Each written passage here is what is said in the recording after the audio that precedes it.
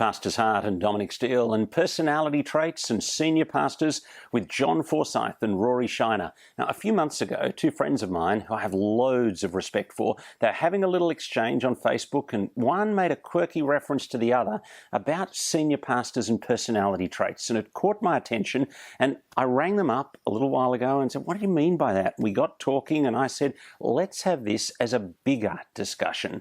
And so we're going to talk to Rory Shiner, the senior pastor of Providence Church in Perth, and John Forsyth from St Judes, big church in inner Melbourne. And in the discussion, we mentioned ADHD, or attention deficit hyperactivity disorder. That is a neurological or behavioural condition which can only be diagnosed by a medical professional. And while the term does get tossed around a bit, we do need to take caution.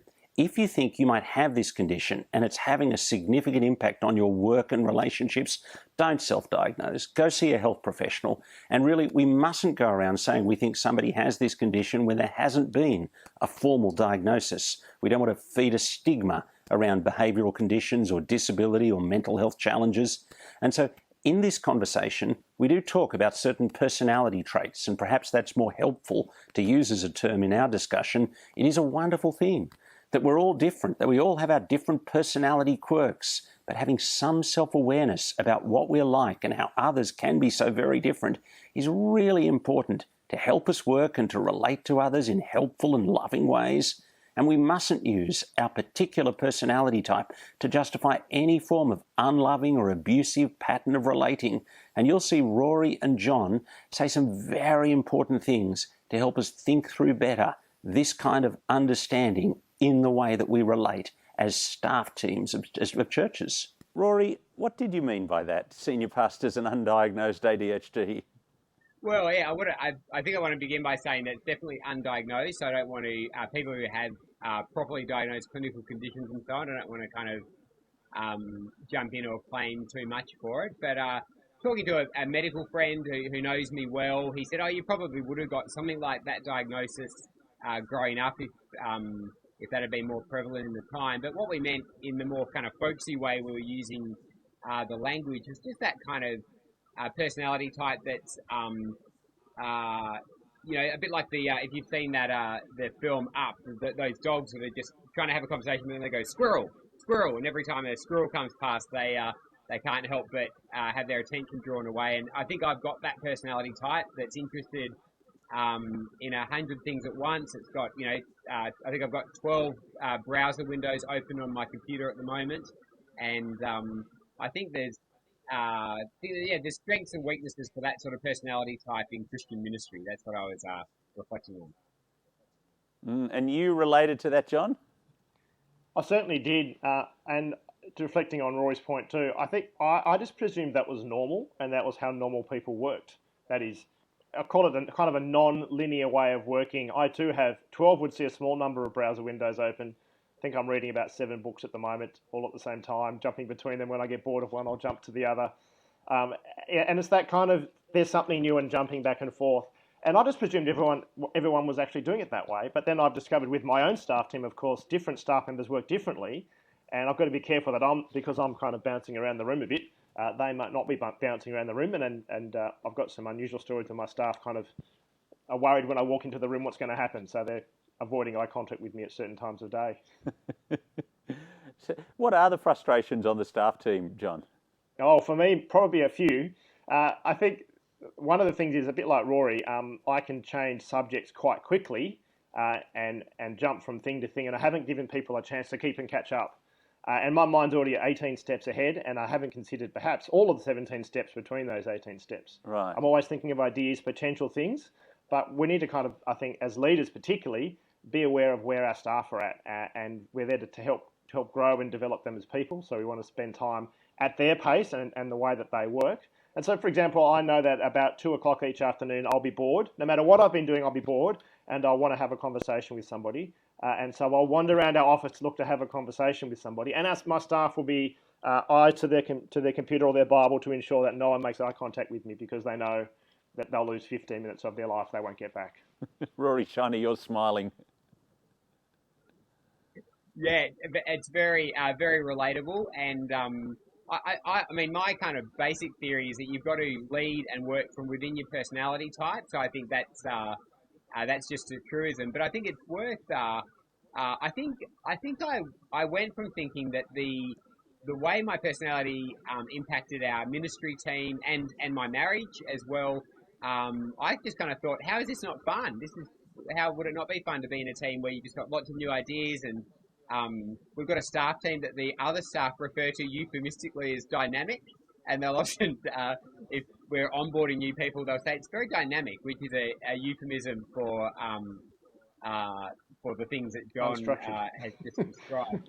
Yeah, and I think part of what we've had to learn to do is to lean into that and make it as, I think there's a dynamism in a team that's led like that, but also to put some structures in place to make sure that it doesn't railroad the team or undo good things. Because I think what I experience as kind of fun of thinking, let's think of 26 ideas of what we could do.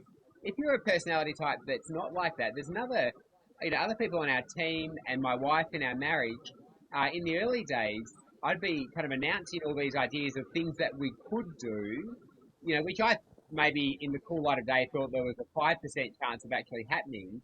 But in a larger team, the whole team starts to move towards that, and they start to, there's a grief process of thinking, oh, okay, so we're not going to do that anymore, we're going to do this, and oh, right, I'll need to upskill in this and work out this, and then by Wednesday I've forgotten, and they've come back and said, yeah, I think I'm ready to do that thing now, and I'm like, oh, what thing?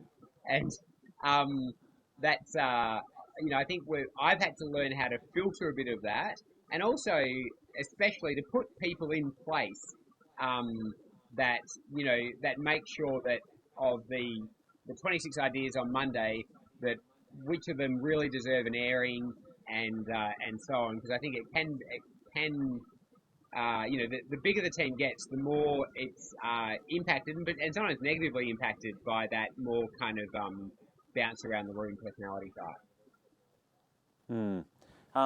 How do you, you've just talked about the staff team, but about the whole church. Do you kind of moderate yourself in sort of bouncing the ideas of all these different thought balloons with the whole church? Yeah, I think that's a good question, Dominic. I think one of the challenges is different aspects of church are kind of at different places in terms of how flexible and how quick they can change. And so when you're talking perhaps with people from a congregation that's long established and has a set routine and pattern, your idea about bringing liturgical dance to the 8 o'clock service may not be as well received. If another congregation that's perhaps new and thinking of new ideas, then perhaps that is the context to do it. And so I think there's a certain wisdom in leaning into those strengths that Rory's spoken of in different contexts, and also in within different meetings and different perspectives. And I think understanding what's the purpose of that meeting you're trying to gather.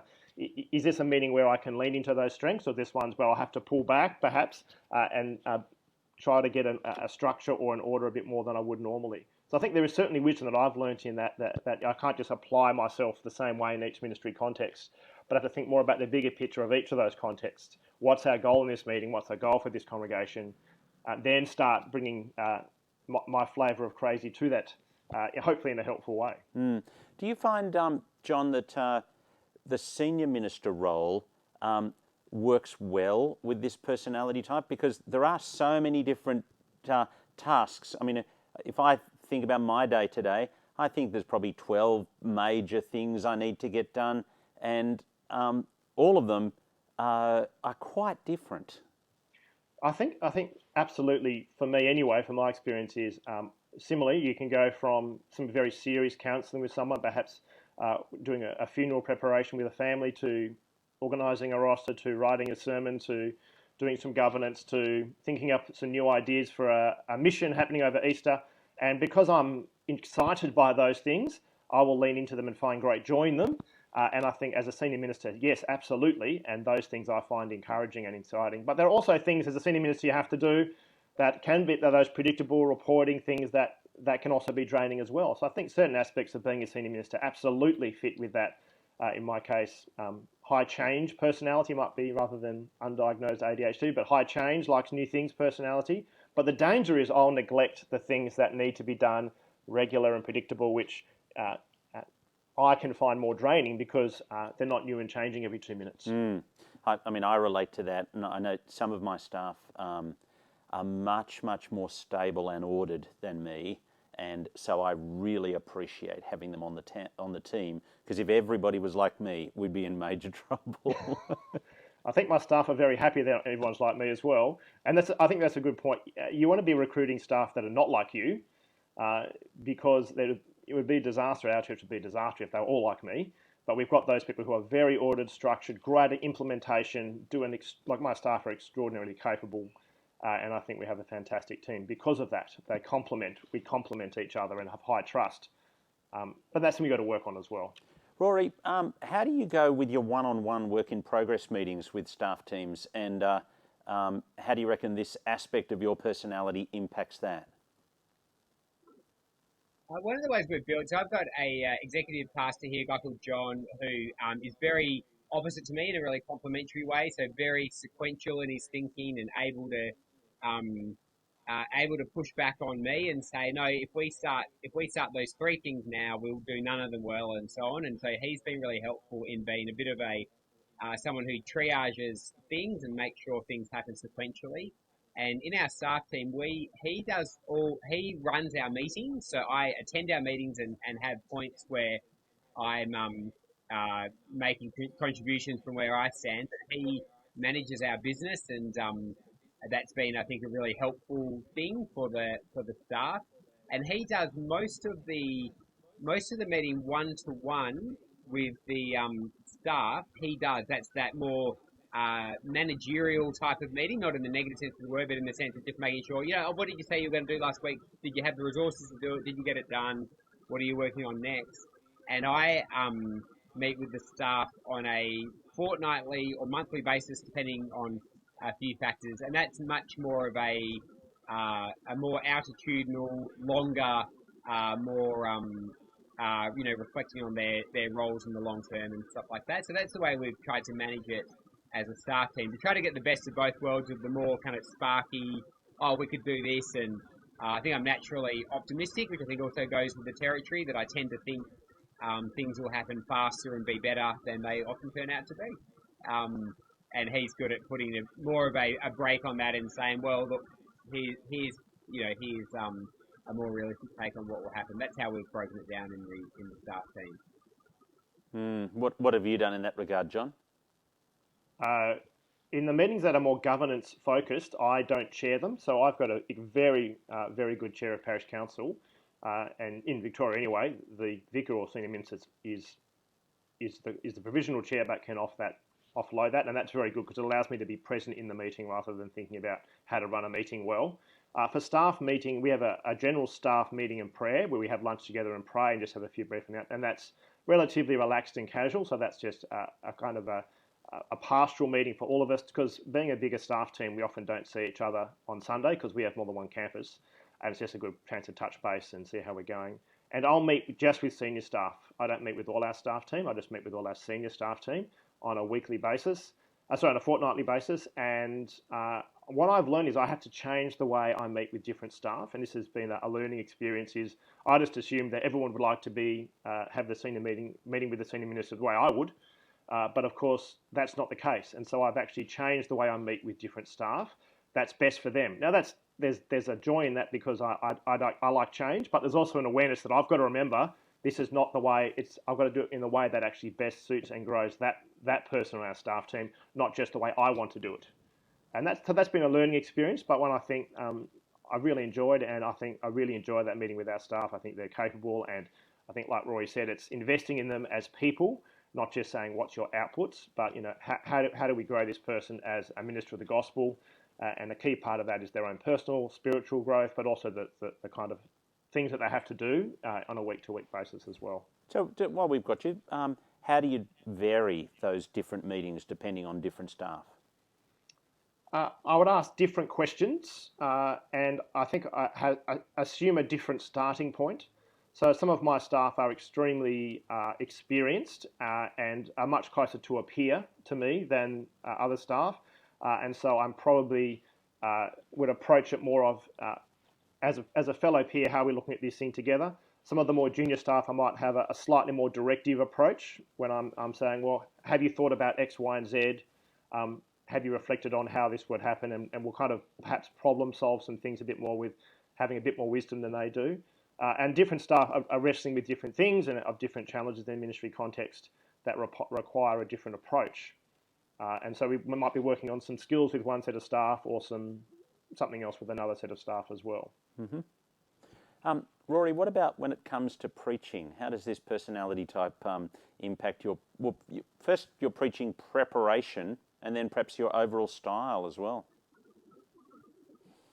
Yeah, interesting. I think maybe, I don't know if this is a learnt thing, but I think my preaching process has hit a pretty strong rhythm. Like I've got a way during the week of being prepared, and the way I do it is by setting aside a fair bit of Monday and working on trying to get the bulk of it. And what I do, which I think is a personality type thing, is I get the whole sermon written in a very short period of time. Well, 3 to 4 hours, and then come back at it over the course of the week. Because I find that it's if I've got it all in my head, then as I'm in the shower or going for a run or doing the shopping or whatever, that's really where the ideas sort of come.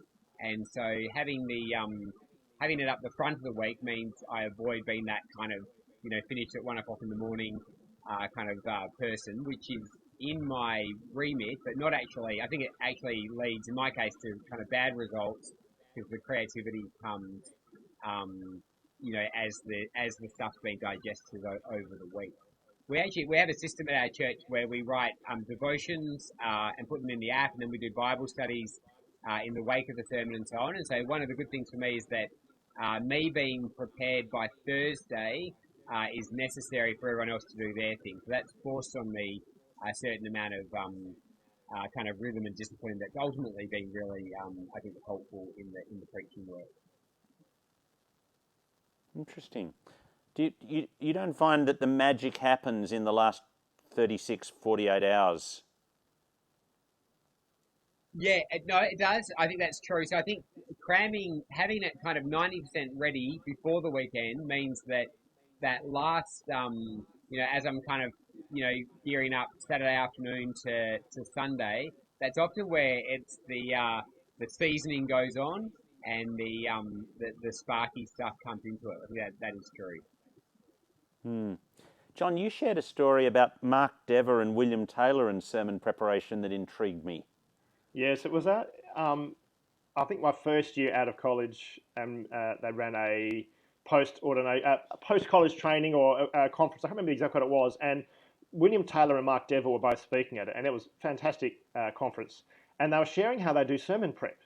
And it was so encouraging because William Taylor shared his idea, which is the one that I'd been taught, which was I think he said he had a friend or someone in the congregation who had access to this wonderful country house, and he'd go down on a Tuesday morning, and he would spend all of Tuesday and all of Wednesday with no phone, unplugged, and just spend time in God's Word, praying, and by Wednesday afternoon magically would appear a sermon, kind of the traditional kind of evangelical Anglican writing his sermon. Solid, focused, diligent. Absolutely. Yeah.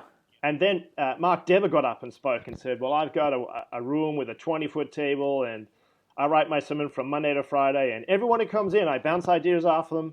And he basically does it conversationally. He writes his sermon with everybody who comes into his office. And you could see William, if he could have got into the fetal position on stage, I'm sure he would have, just recoil at this idea that you would actually engage and bounce ideas. It was surely you should lock yourself away.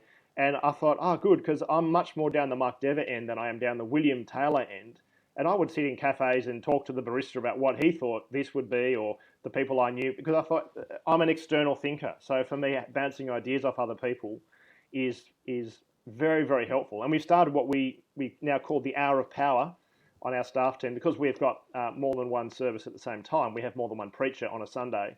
And all the preachers who are preaching that passage get together for an hour of power, where we just basically throw ideas around the room for an hour, get the Bible open, and there's no real end point after the hour other than we spend a good hour in the text. We've got different ideas, and it's hopefully stimulating good thinking, iron sharpening iron.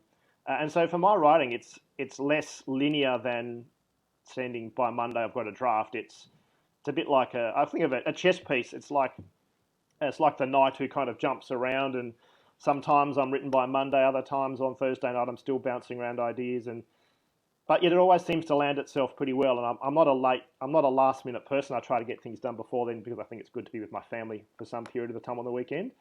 But it is really that sense of working around, and often we'll start with about 2 hours worth of material and then whittle it down to the required sermon length. Mm-hmm. And that was a follow on from college actually, where I'd write far too much information and then try to get the word count down to what it was required for college. So it's a different way of doing it. Rory Shiner, are you a William Taylor or a Mark Dever in your sermon preparation? Well, it was interesting to hear John say that before. Like, I'm, a bit maybe counterintuitive, but I'm not a last minute person. Like, I think maybe the same reasons as John, to make sure there's time with the family and so on. I do get things done on or ahead of time. But I think it's more, I'm William Taylor Monday morning, and then I'm Mark Dever for the rest of the week. That Monday morning thing is really me concentrating in the Word, and I'm normally by myself doing that, and I really appreciate that part. But then the rest of it, I'll often in the week, like bounce ideas off people.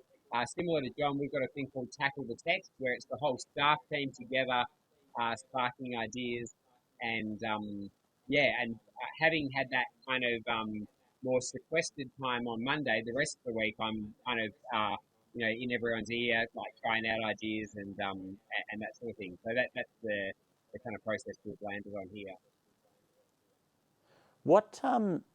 What advantages do you see that there's been for your church ministry from this personality type? John? I would say one of the benefits is, which is, there's a cost to it too, but the benefit is that I'm never satisfied with things the way that they are. I'm always thinking, what can we do better? In the sense of sitting still as a church is not something. I was reflecting on the day, I think we've had a rather tumultuous time since I started at St Judes. We've had to rebuild from a fire, a multi-million-dollar building. I lost about half my staff team within 6 months. We had multiple building swaps. We had a global pandemic, and we've had 3 lockdowns. And I've never felt more excited about Christian ministry. Mm-hmm. And so I'm a bit worried about what will happen when everything settles down. So I think I'm always thinking, what can we do that's new? How do we keep proclaiming the gospel in different ways to reach different people? So I think my kind of high change personality suits that kind of desire not just to sit where we are, but to strive for new things for Christ.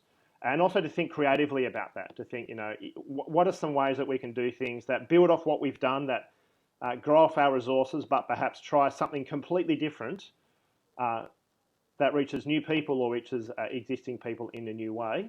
And I think the opposite of that is you've got to bring people with you. It can't just be people follow you out of a morbid sense of curiosity.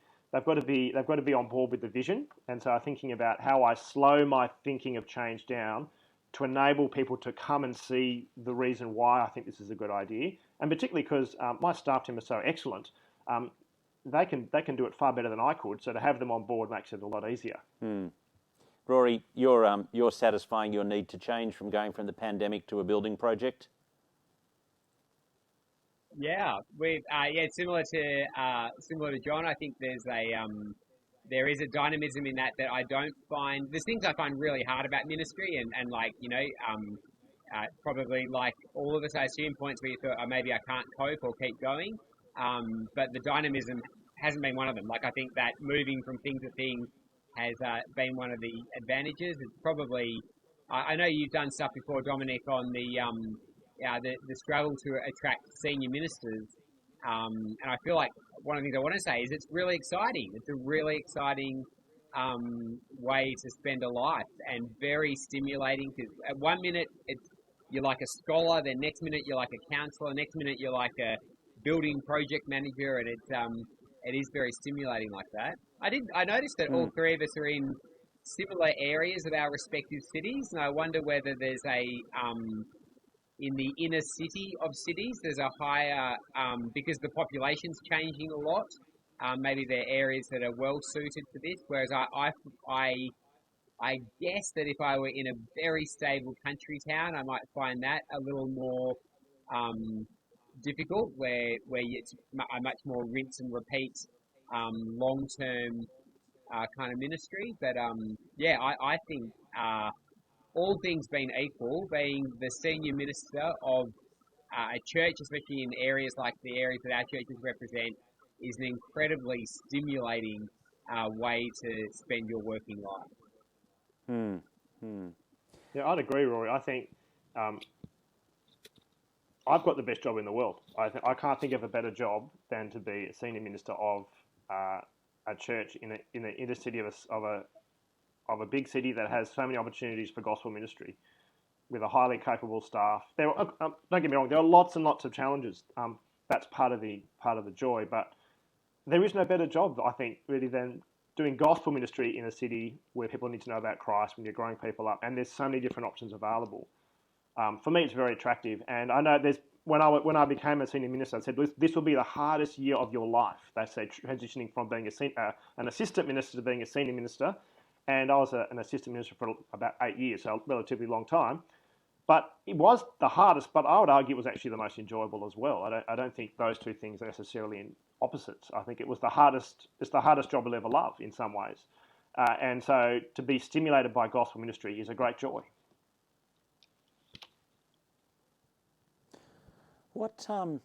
Where have you felt that this undiagnosed condition has been a significant liability in the work, John?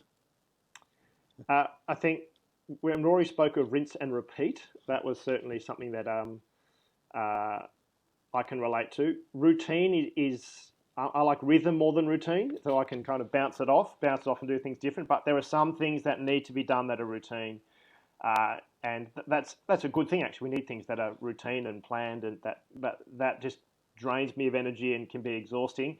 And I think I spent the first 12 months of being a senior minister apologising for rules that I'd broken or things that I hadn't done the right way, because I was just keen to get to do something, and then discovered later I actually hadn't followed the proper procedure.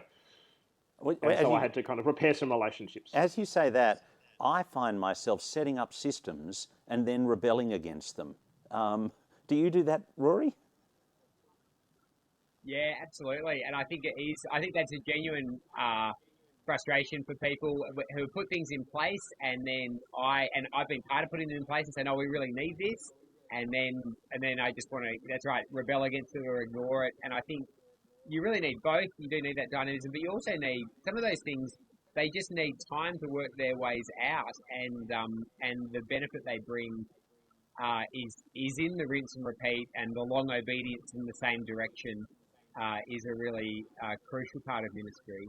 I think another thing that I think has been harmful in our church context is being often, because I'm enthusiastic about new ideas, I'll sit down with someone from the congregation and they'll say they've got an idea for ministry, and I'll exude warm enthusiasm about it, which is often understood as, this has got his backing. This is going to happen. He's going to put time, energy, and attention into this.